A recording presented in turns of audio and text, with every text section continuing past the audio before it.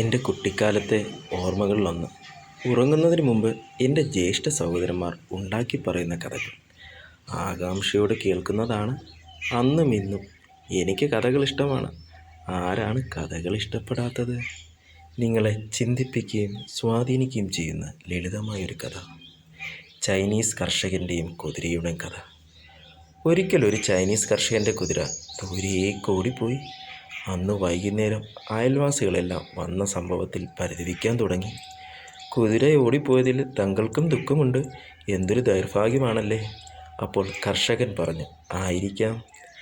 എന്നാൽ പിറ്റേ ദിവസം കുതിര മറ്റ് 7 കാട്ടുകുതിരകളുമായി മടങ്ങിയെത്തി. അന്നും ആളുകൾ ഓടിക്കൂടി. എങ്ങനെയൊക്കെയാണ് സംഭവങ്ങൾ മാറിയത്? നിങ്ങൾക്കിപ്പോൾ 8 കുതിരകളായി.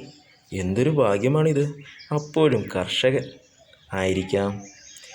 അടുത്ത ദിവസം ഒരു കാട്ടുകുതിരയുടെ പുറത്തു കയറി ഇതിനിടയിൽ കർഷകൻ്റെ മകൻ തെറിച്ചു വീഴും, കാലൊടിഞ്ഞു. അപ്പോൾ അയൽവാസികൾ പറഞ്ഞു, ഇത് വളരെ കഷ്ടമായി പോയി.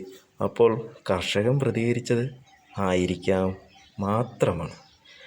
അതിനടുത്ത ദിവസം യുവാക്കളെ നിർബന്ധിത സൈനിക സേവനത്തിന് കൊണ്ടുപോകുന്നതിനായി പട്ടാള ഉദ്യോഗസ്ഥർ അവിടെ എത്തി. കാലൊടിഞ്ഞു കിടക്കുന്ന കർഷകൻ്റെ മകനെ അവർ കൊണ്ടുപോയില്ല. വീണ്ടും അയൽക്കാരെല്ലാം ചുറ്റും കൂടി. അത് വളരെ നന്നായി എന്ന് അഭിപ്രായപ്പെട്ടു. അപ്പോഴും കർഷകൻ പറഞ്ഞത് ആയിരിക്കാമെന്ന് മാത്രമാണ്.